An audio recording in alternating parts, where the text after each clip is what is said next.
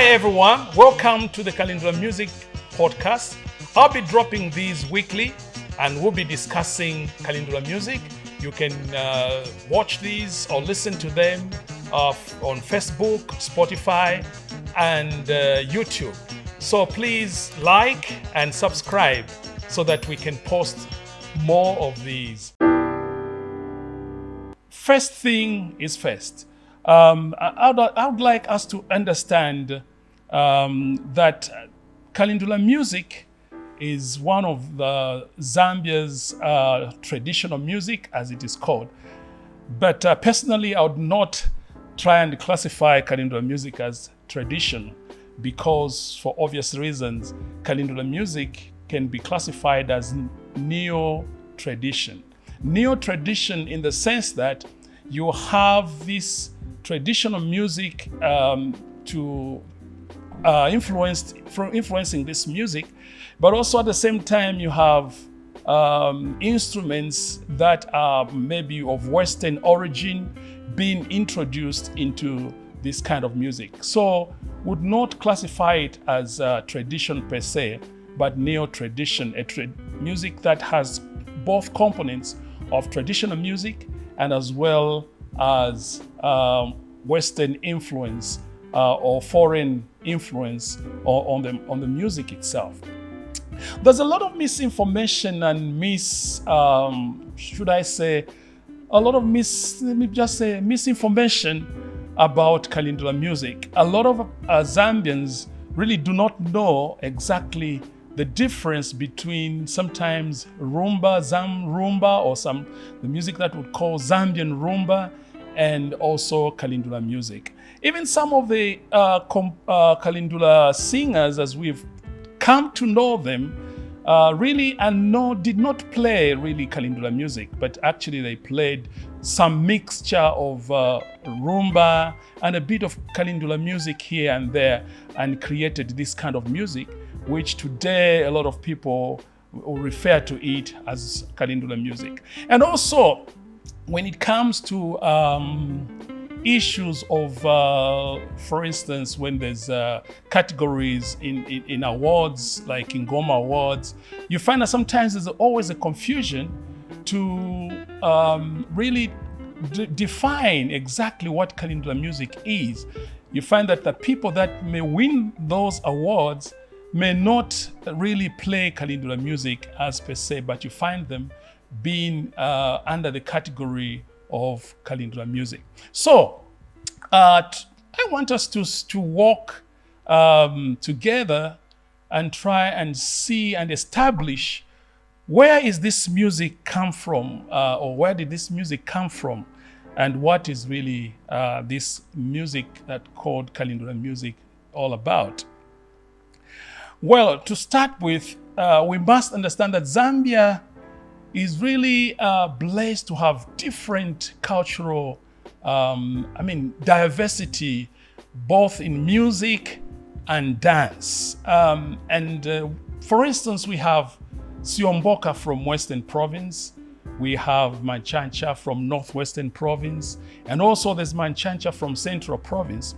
But the only difference is that the Manchancha from Northwestern Province is traditional music that is played during the initiation ceremonies. And for Manchancha in Central Province, it's more like a spiritual dance. Like you'd really classify it as a spiritual dance, just like, or a healing dance, just like we have Vibuza.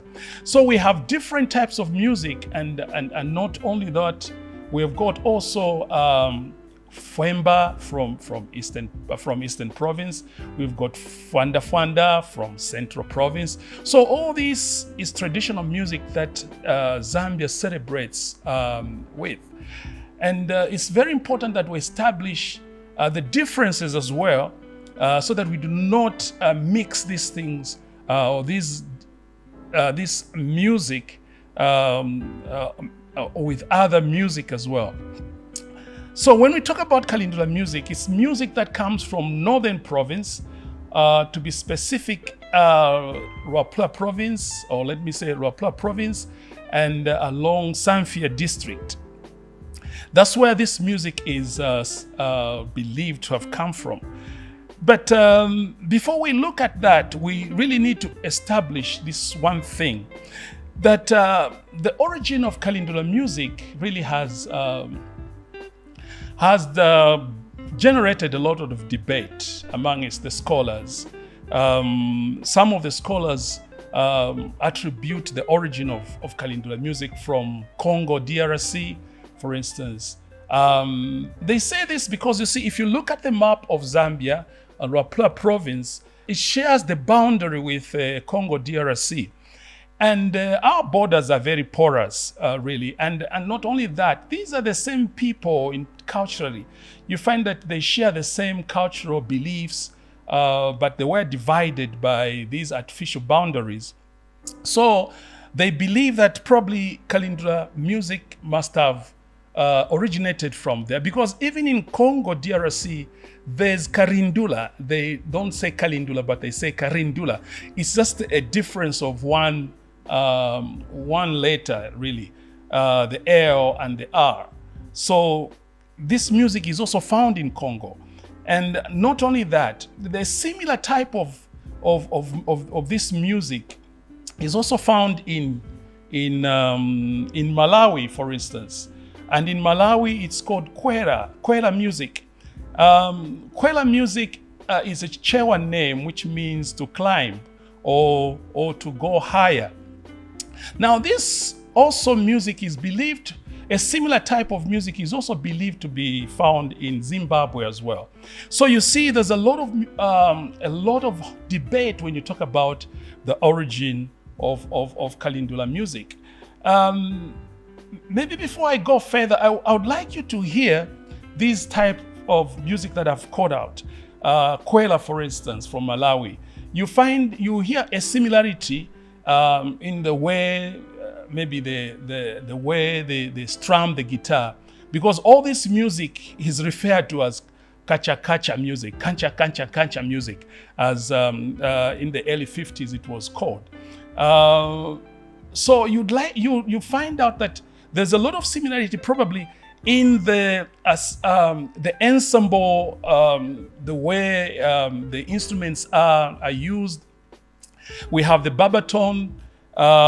They have something that is similar to a babaton, which also which has got its own roots in American music as well. You find that this in Kwela, that's the bass they use. They call it the T-box, something like the T-box, if I'm not mistaken. The T-box, you shift the neck, it's not fixed.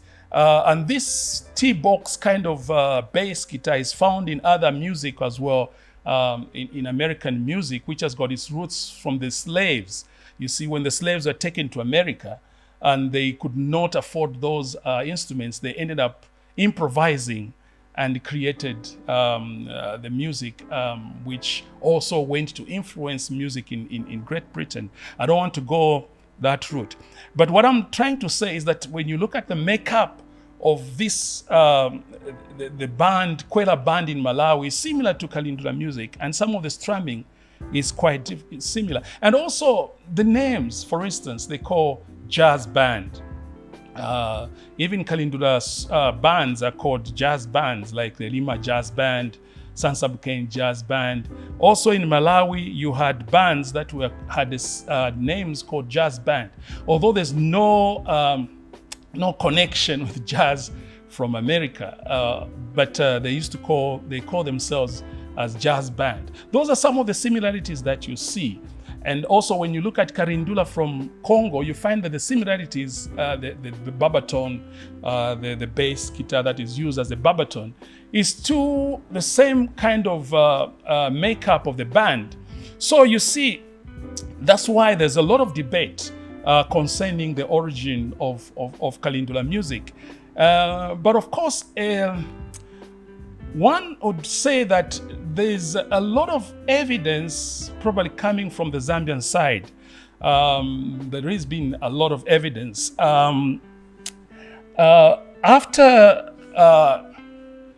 Mr. Mapoma, Isaiah Mapoma, the late Dr. Mapoma he was at one time a lecturer at the University of Zambia. He did a research concerning the origins of, not really the origins of Kalindula, but he was looking at his dissertation, or his project was to look at the royal musicians of the Bemba-speaking people. So he based his research on the royal musicians of the Bemba-speaking people. Now, if you know the royal musicians of the Bemba-speaking people, who they are called, well, there's a Bemba term which we call the royal musicians, and Mulongwe. They are called the Mulongwe. Now, he did a research there, and in this research, he brings out the origins of also Kalindula music. And he's became the authority when it came to the Bemba music, because he's done a lot of research on the Bemba musicians or Bemba music. So what did he come up with? He said that actually Kontolola, there was a dance called Kontolola, or others named it as Pimpinika or Sakiria. These are the dances that gave birth to Kalindula. How? You know, when these dances started, there were dances that were pioneered by the young people in the villages, and they included beating of the drums using sticks. And in Bemba, they call that mishimpo, okay? Similar to the mishimpo, the drums they use in Kalela, or in Beni, where they use sticks to play the drums. But these were like small drums, and they were using sticks in order to play these drums. And this is the music that was popular then with the youths in the rural areas, because this is the music that they will play during the dance parties when they used to have these parties in the night. And there was something that they used to call sundown, and in the village they would call sounddown. It was a concept that was taken from the areas like the mining areas in the urban areas, those people who have traveled and going to back home, or those people that had migrated. And when we went back, they brought this concept of sundown to these villages. Now, what was a sundown? A sundown was like a party where the host would brew the beer, and then they would invite or they would ask people to pay something as they enter in that place. It would be sealed off, and people would pay something to enter that area, and then people will be drinking, and also there will be a lot of dancing, of course. And these attracted mainly the youths, and the elders were not happy that a lot of youths were spending most of their time drinking and dancing, and the kind of dancing that was happening there probably could have caused a lot of stir amongst the elderly or the elders of the villages. And they tried to put a stop to this. And this is very similar to a lot of music that comes in the world. I mean, a lot of genres that we talk about, you find that they are pioneered by the youths. And the older generation may not be happy with that kind of music.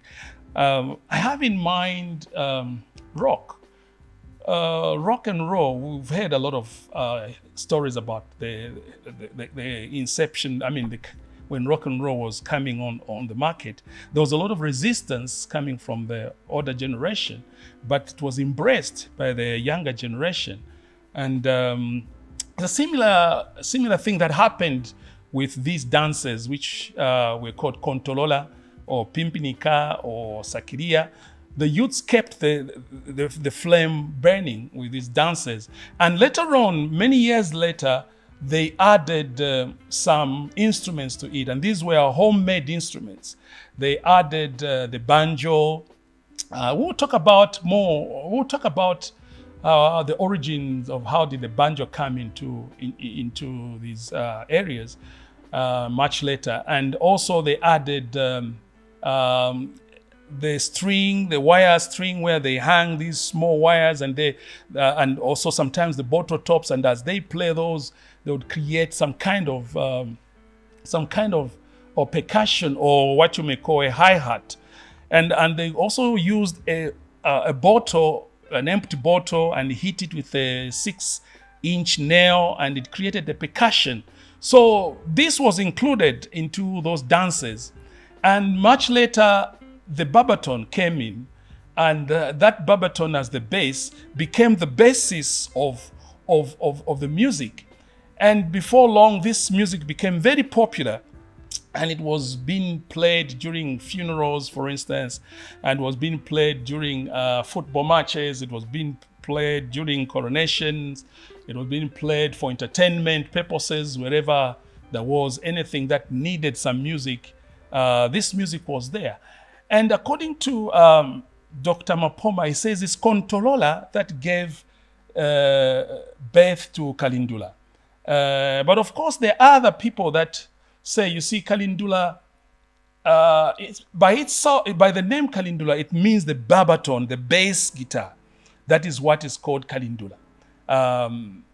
So I would say that, you see, if you put these ideas together, Kontolola as a dance, or Pimpinika or Sakli as a dance, gave birth to Kalindula, as well as the bass guitar itself is known as Kalindula. Probably in my view, I feel the bass guitar, the introduction of the bass guitar, which is the Kalindula itself, bass guitar, gave the name, the music that we're talking about.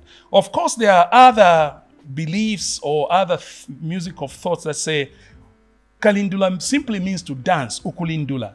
It means to dance. And this is a kind of a word that comes from the Congo DRC, Kalindula, ukulindula. It's something that comes from Congo DRC. And that's why other people think this music must have originated from Congo DRC. But of course, like I said, there's more evidence from the Zambian side as opposed to the Congo side. So this is how Kalindula took shape. And these dances, Saklia dances, were dances that were a combination of traditional dance. I don't know whether this dance has survived. I don't think so. But probably it could have survived in a different form and given a different name. But we are told that it was a dance that had a mixture of traditional dance plus Sinjonjo, because in the 50s and the late 50s or early 60s, we had more of the influence coming from Sinjonjo. Sinjonjo was simply a dance that was popular in the urban areas, and it came from South Africa with the Kwela music, and it was twist, okay? 50s and 40s and 50s, everybody, those who were there, they will tell you that it was a twist era, where the twist dancing of which came to Africa and then given a different name called Sinjonjo, but it was a twist dance. So already we can see the influence of Western influence, or should I say outside influence, coming into the dance, which gave birth to what we are calling now as Kalindula music. So all in all, this, according to Dr. Mapoma, this happened in the late 40s to late 40s up to the 50s and 60s there. We had this music being refined over time and taking different shapes, and of course, adding on a lot of other things to this music. The only problem is that we do not have recordings of the early early recordings of Kalindula music. We don't have the early recordings of this music. because of the obvious reasons. In Africa, as Africans, we normally don't put things in books or in recordings. Most of it is oral. But some of the recordings that were done by then the Anglo Broadcasting Corporation, and of course it changed a lot of names. I'll be talking about all this later on in my other subsequent podcasts. We have these recordings that were mostly not even listed as Kalindula music, but most of them were listed under Calypso, or some of them were listed under tropical music. Some of these recordings that we have are recordings that are probably in the late 50s. I've got some of the recordings of the late 50s, from 57 right up to maybe early to 57, 59, and the early 60s.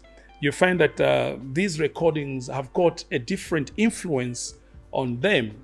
And that's the reason why they were classified as calypso or tropical. But that's not to say that we did not have this music in the rural area going on. Probably this music that was in the rural area as well must have had different influences of other traditional dances and stuff like that, which we're going to look at in the next podcast as we try and trace the origin of Kalindula music. I'll leave you with one of the songs that was recorded in 1957, and it's called Diafire Mayo, by the Kamwembe singers, who are from believed to be along the border of Zambia. So they recorded this in the late 50s. I'll just leave you to listen to this kind of music, and then it gives you an idea of what we're looking at as some of the early recordings of this music. Thank you very much, and I look forward to seeing you again as I continue this podcast on Kalindula music.